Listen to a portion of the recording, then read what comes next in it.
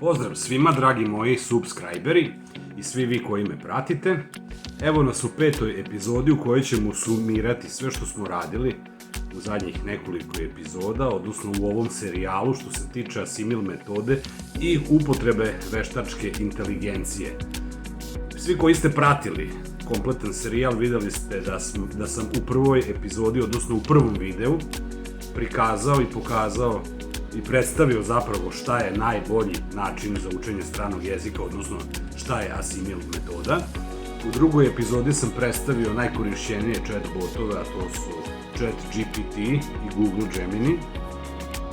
U trećem videu smo videli kako je najbolje 30 minuta dnevno rasporediti u toku dana i kako najbolje učiti strani jezik. I u četvrtom videu sam predstavio 30-dnevni plan učenja jezika.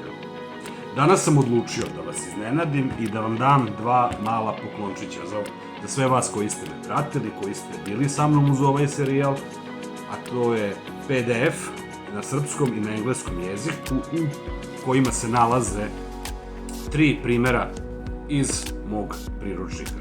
Ono što nismo obrađivali, to vas čeka. U opisu ovog videa nalazi se link koji direktno vodi na sajt gde možete direktno da preuzmete PDF-ove i ja vam se još jednom zahvaljujem što ste pratili ovaj serijal.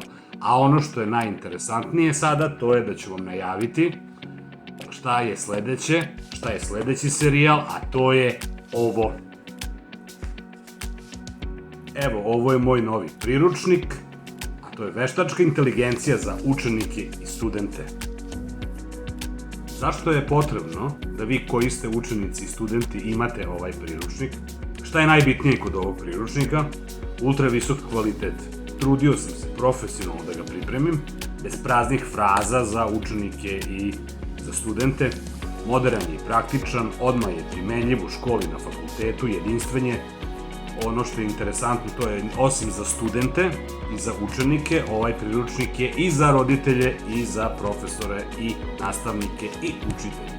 Jedinstven je, prvi ovakav vodič na srpskom jeziku koji kombinuje veštačku inteligenciju i obrazovanje. Ako još uvek niste, pretplatite se na moj YouTube kanal, kliknite like na ovaj video i budite sa mnom u sledećem serijalu.